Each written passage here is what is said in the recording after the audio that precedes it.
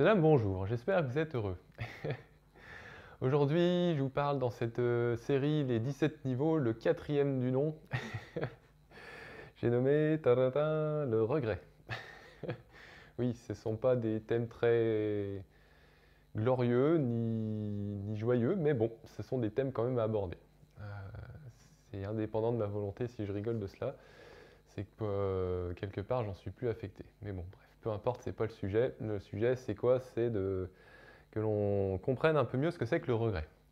Donc messieurs, dames, un peu comme toutes les vidéos de ce format, hein, je fais un petit disclaimer, sur ceux qui ne savent pas, entendez ceci. C'est une vidéo qui dure environ une dizaine de minutes, donc si cette vidéo passe dans votre fil d'actualité et que vous n'avez pas un peu de temps à consacrer à cette vidéo, ne vous arrêtez pas à cette vidéo, continuez votre chemin, et quand vous serez prêt à entendre ce genre de vidéo sur des thèmes un peu, entre guillemets, importants à comprendre, peut-être que vous prendrez ce temps et je vous accueille avec joie, et ce, à tout moment. Bon, ceci étant dit, maintenant que le disclaimer a été prononcé, passons au contenu de cette vidéo. Donc, messieurs, dames, qu'est-ce que l'apathie? Alors, réfléchissez un peu dans votre vie, enfin l'apathie, non, l'apathie c'était la numéro 3. Celle-ci, c'est le regret. Réfléchissez dans votre vie, quand est-ce que vous rencontrez du regret? Qu'est-ce qui vous fait regretter telle ou telle chose? Est-ce que c'est pas du fait d'avoir fait une mauvaise action et puis de se dire, bon ben, quelque part j'ai fait une mauvaise action et puis je me rends compte que ben, ça me fait du tort maintenant, donc je regrette. Est-ce que c'est pas ça? Donc, messieurs, dames, pourquoi je vous demande d'observer cela? C'est pour la raison suivante. C'est que généralement, quand on comprend un peu ce que c'est que le regret, c'est qu'on a un peu de conscience ou de discipline ou de sagesse ou de vertu à comprendre que les mauvaises actions, ben, on a beau les faire, au bout d'un moment, on se rend compte qu'elles nous causent du tort. Et parce qu'on a un peu cette discipline, cette sagesse, cette vertu, eh ben, on a tendance à justement avoir un peu de la retenue. Et de ce fait, ben, on se rend compte que ça nous fait du tort quand on fait des mauvaises actions. Et c'est noble, pourquoi? Parce que justement, on développe un peu de discipline, un peu de sagesse, un peu de vertu, des valeurs nobles que la vie nous donne et dont, quand on ne fait pas l'effort nécessaire, ben, on est honteux des mauvaises actions. Référence au premier niveau de cette série. Et on peut culpabiliser, deuxième niveau de cette série. Donc, messieurs, dames, de cela, on en souffre.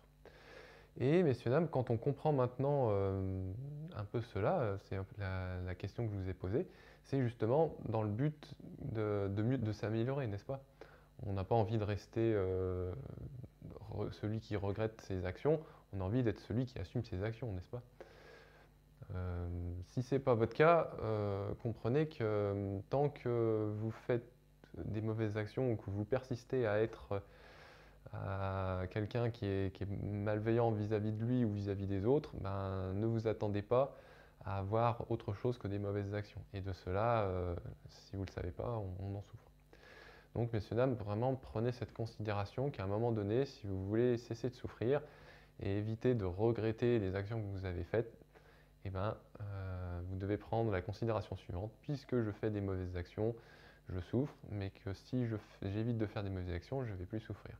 Et que le regret que j'aurai à faire des mauvaises actions, si je le laisse, c'est parce que je continue de faire des mauvaises actions, mais que si j'arrête de faire des mauvaises actions, eh ben, le regret ne viendra plus et je cesserai de regretter mes actions que j'aurai faites.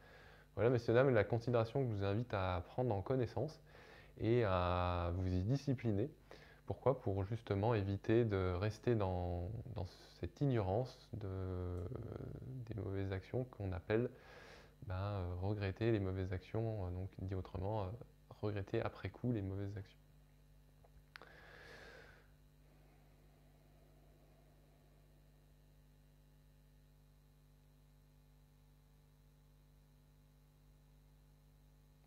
Donc une fois, messieurs, dames, que vous venez d'entendre ceci, considérez dans votre vie à quel niveau vous appliquez cela.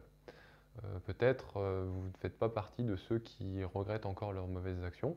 Peut-être vous faites partie de ceux qui ont compris que les mauvaises actions causent du trouble et qu'en évitant de faire des mauvaises actions, ben, on évite d'avoir du trouble et donc de ce fait, on évite de regretter nos mauvaises actions.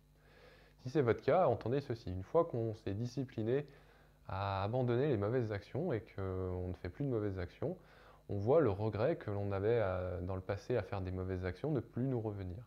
Et à la place du regret qui ne nous vient plus, eh ben, c'est ce sentiment en fait de ne plus avoir honte de nos mauvaises actions, voire même d'éprouver peut-être un apaisement au début du fait de quoi de plus faire de mauvaises actions.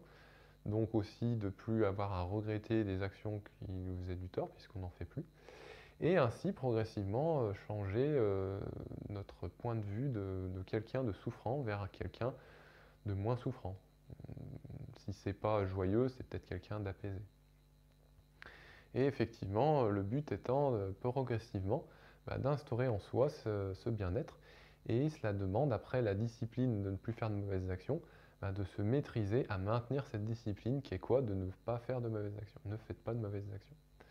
Et de cela va découler naturellement, après vous y êtes discipliné, et bien cette occasion de maintenir cette discipline en vous. Et l'avantage de maintenir une discipline qui est de ne pas faire de mauvaises actions, donc dit autrement de faire de bonnes actions, et bien c'est ce qui vous cause en fait en vous non plus du désagrément, mais de l'agrément. Et c'est quoi? C'est du fait de votre discipline, tout simplement. Et si cette discipline, encore une fois, est tournée dans un but de ne plus faire de mauvaises actions, comment pourriez-vous éprouver quelque chose d'autre que du bonheur? Vous voyez?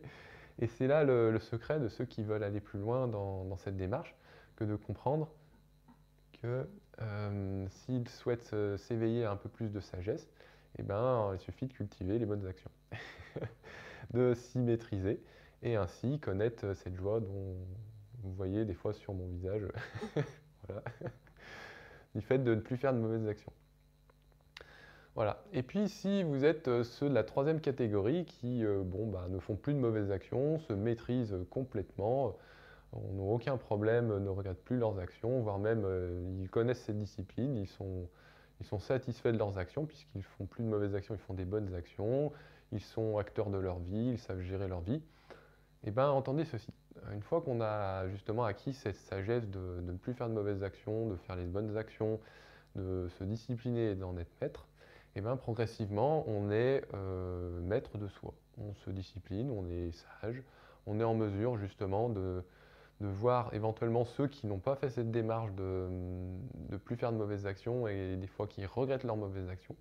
Et on n'a qu'une envie à ce moment-là, c'est de montrer l'exemple. Pourquoi? Parce que quelle chance au fond d'instruire son prochain dans le sens où ce bonheur que l'on trouve à ne plus faire de mauvaises actions, à faire des bonnes actions, à se discipliner, à être maître, nous apporte une telle joie, un tel bonheur, un tel amour que le garder pour soi, ce serait certes satisfaisant, mais ça peut être aussi un peu égoïste.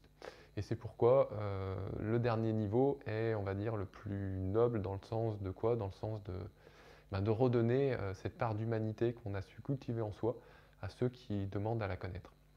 Et c'est le but de celui qui, une fois qu'il a compris ce mécanisme, s'il n'en fait rien, ça reste à son niveau, c'est bon pour lui, mais il peut en faire un truc beaucoup plus noble, et c'est ce que je vous invite à voir dans cette troisième partie, pour ceux qui sont déjà avancés sur la voie, que de partager votre sagesse envers ceux qui sont sur le chemin, qui avancent progressivement, et qui sont déjà peut-être un peu avancés, qui sont même déjà maîtres d'eux-mêmes, ou voire même ceux qui sont déjà libres et qui donnent ce message.